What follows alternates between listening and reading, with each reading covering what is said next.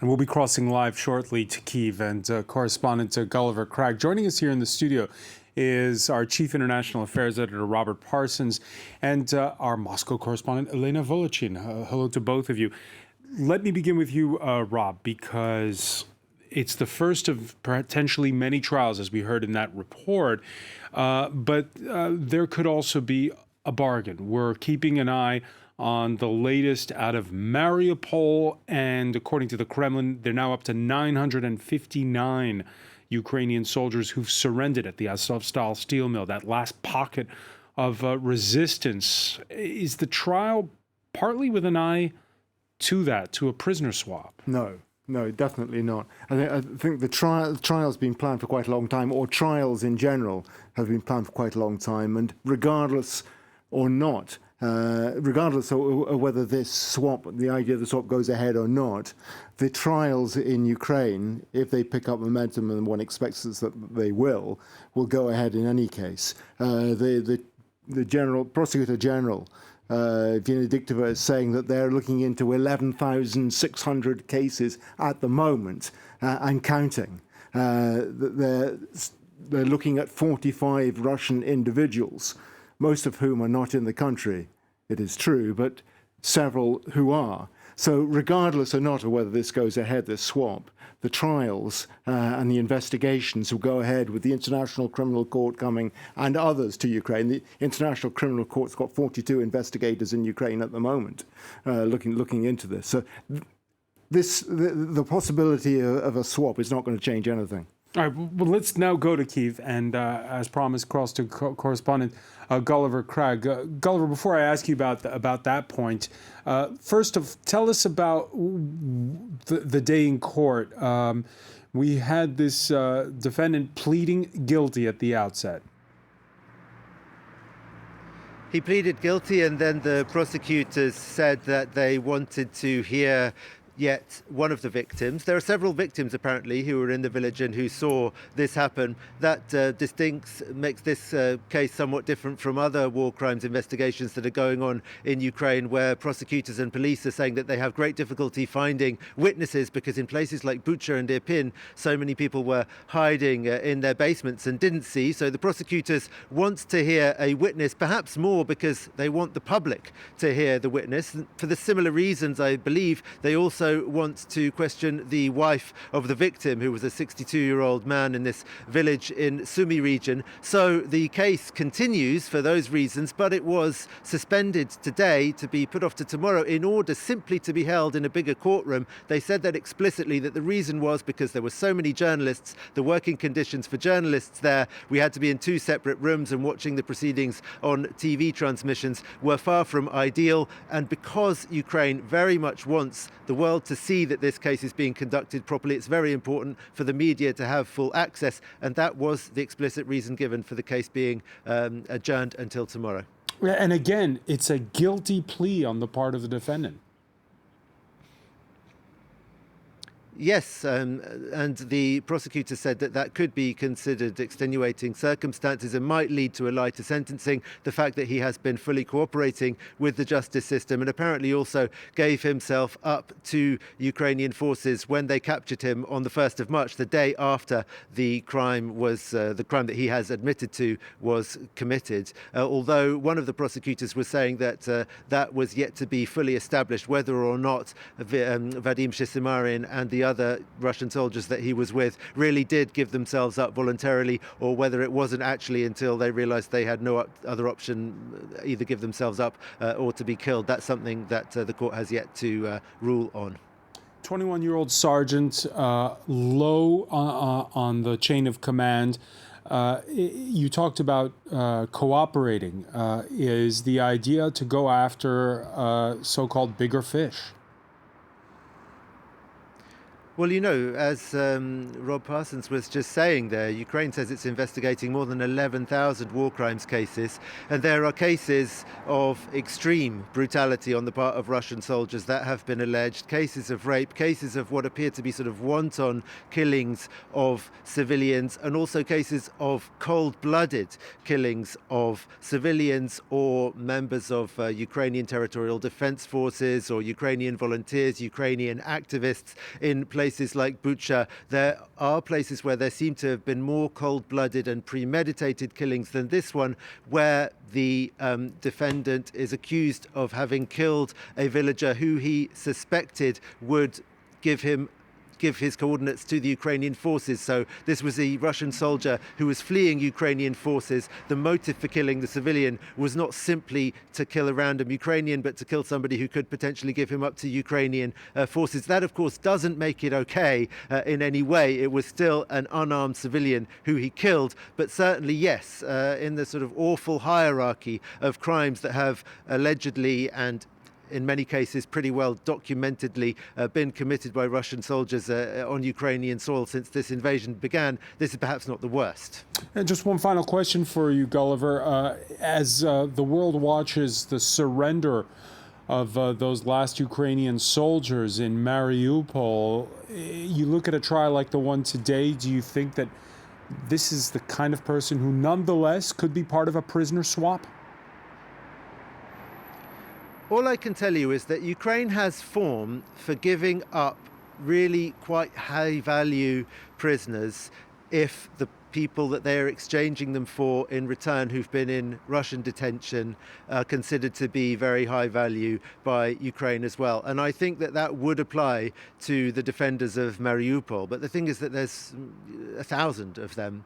And so I don't know how many high value prisoners Ukraine is going to find to give up in exchange for them. It's really hard to see and how to predict this deal going forward. I have spoken to Ukrainians who are very much against defenders who are accused of war crimes being exchanged in favour of Azov-style defendants, but perhaps they haven't really considered whether Ukraine has any other options. Gulliver Cragg reporting live from Kyiv. Many thanks for joining us. And another party weighing in on this earlier in an exclusive interview with France 24 is Ukraine's former president, Petro Poroshenko, who spoke to France 24's Mark Perlman. Don't trust Putin. Putin put Ukrainian heroes in the prison on Alenivka.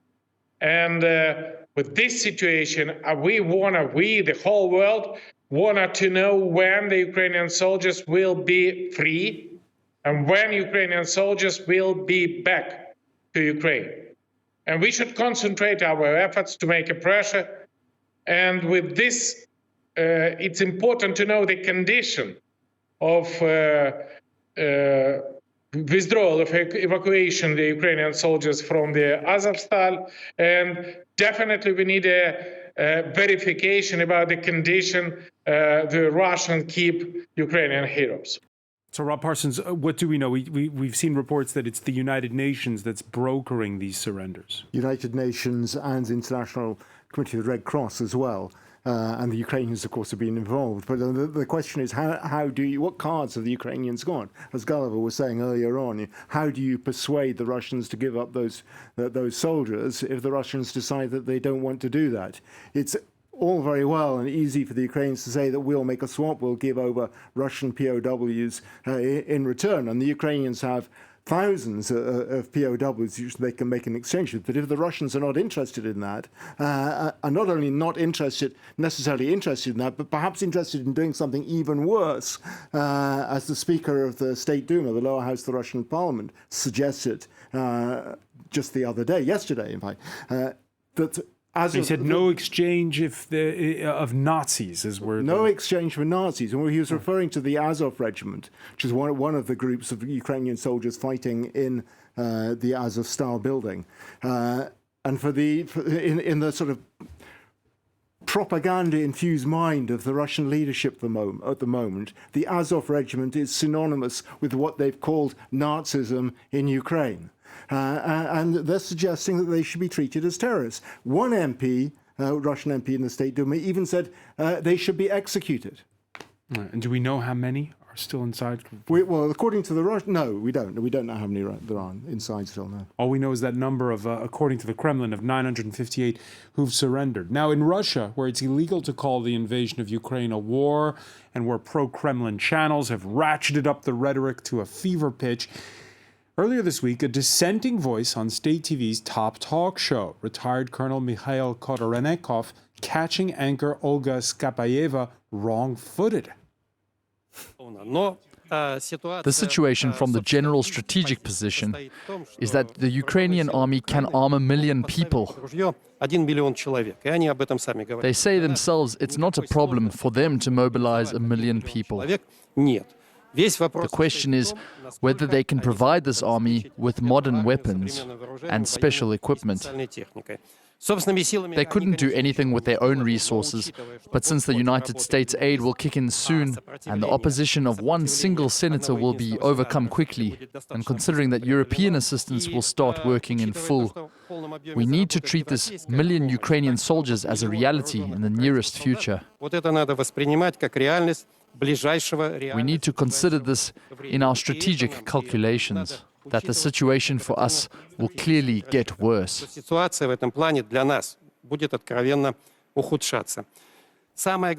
The biggest problem with our military and political situation is that we are in total geopolitical isolation, and the whole world is against us, even if we don't want to admit it.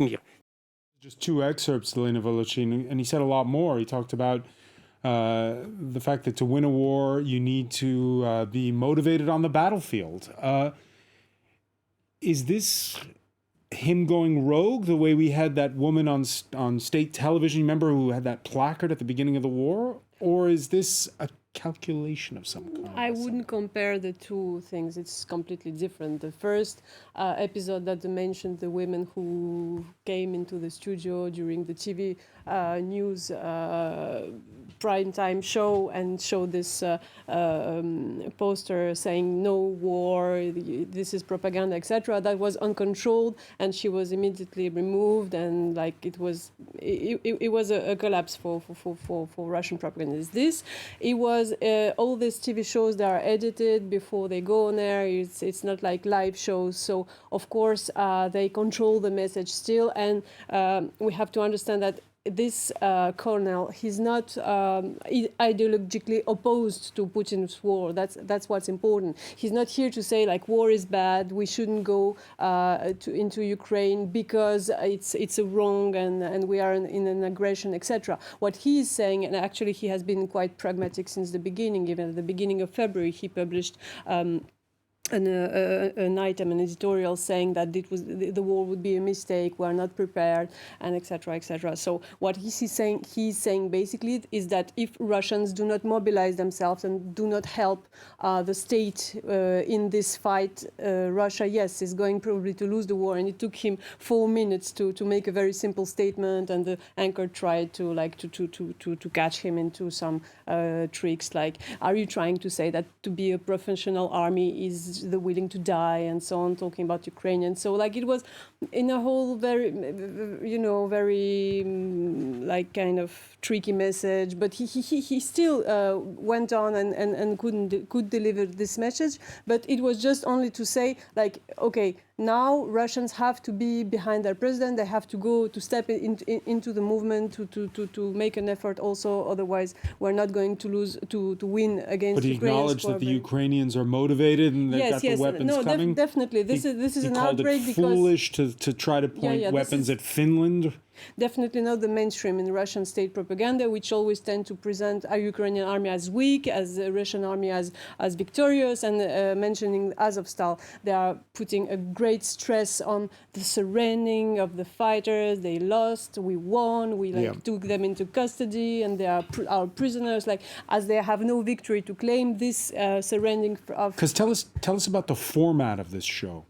The format of this show is like 3 hours, sometimes 2, sometimes 4 hours, endless TV debate shows, which supplied all any other entertainment programs on Russian state TV since the beginning of the war. Like, it's endless propagandist shows just to put the stress on very ideological messages from Russian propaganda saying Ukrainians are Nazis, NATO is in war against Russia through Ukraine until the last Ukrainian they want to fight Russia, to defeat Russia. It's always the same messages, more or less aggressive, more or less like with a hysteria. You really can hear incredible things like they are cannibals, they are drug addicts, they are Nazis, they invent whatever they can just to decriminalize Ukraine, their cause, and they're always also reversing the situation, saying like we are in informational war against Russia and we are attacking Russia. We try, for example, if we talk about the Sweden and Finland joining NATO, yesterday and today I heard from Russian propagandists like, yes, we by then we were just defending. Russia was not attacking anyone, was just defending. But now we should go like really to aggress Ukraine because Finland and Sweden. So why was this dissenting voice allowed to air? Like you said, it wasn't live, so they could have cut out the clip if they'd wanted to. Because there is clearly a split in the Russian elite, as well in the political elite than in the media elite. People like cannot just observe it and being totally silent because the split is, I think, is very strong. And so there are... A split, or, sorry, I'm playing devil's advocate here, or is it the Kremlin testing public opinion? I don't think it's a test for the public opinion because Putin is very much convinced in his cause and like he's straightforward. But I think there is kind of a split. There are some messages which trying to send him a message, because what happens with Putin is that when his secret services present him notes, present him like reports, they can't write anything which goes against his vision of the world and his understanding of the world. That's also why he has been quite well tricked before the beginning of the invasion, because the painting that he has been presenting, which did not correspond to reality, just because everyone would be afraid to tell him the truth. So this kind of message is here also to like trying to not going against the main ideological message, which is to say we have to win this war against Nazism, but a way to try to on the one hand, to mobilize Russians. That's definitely what Putin would like to do, but he can't because a forced mobilization would be a very unpopular measure. But on the other hand, it's also a way to some kind, like tell a little bit of the truth, but just to achieve the main goal. Robert Parsons? Yeah, I mean, the situation is extremely interesting. And one thing you have to bear in mind about Russian television is it is the main medium by which people get their news in Russia. And this program, this 60 Minutes, is one of the biggest there is in the Russian media world. So, everybody will have been watching that. So a decision must have been taken by somebody that this should go ahead, because as Elena was saying, these programs don't just go out like that. They don't take chances. That, if we follow Elena's hypothesis, who's sending that message to Putin? Is it the Russian military? Yeah. Is it because he's a retired colonel?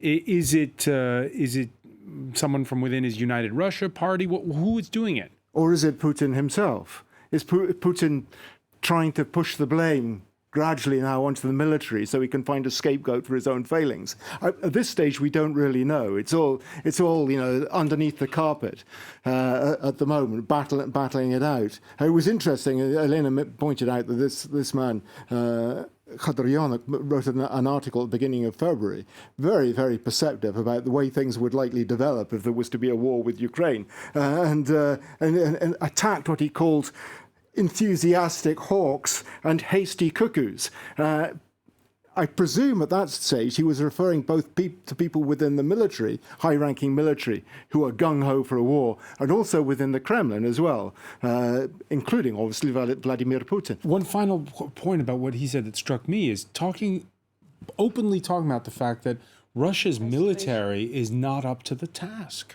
Yeah, I don't think he is representing the voice of the Russian army, because he goes pretty much against the mainstream. I think it's simpler than this. He just have been let to tell what he has to tell, because he has been very cautious in the way he said it. So the message was here, and it's okay, because in the whole in the whole, the message is still as aggressive, as triumphalistic as usual. So if you have like a little bit of this truth going through Russian state TV, it is still okay if it's again to achieve the main goal, like to let Russian hear that they have to mobilize to win the war. And he's not the only one. There was Pyotr Tolstoy, who is the vice speaker of the Russian deputy speaker of the Russian parliament, also, who said like today the country has changed. We are in a no returning point. Russians have to mobilize behind their president, etc. So it's different ways to say the same thing. Yes,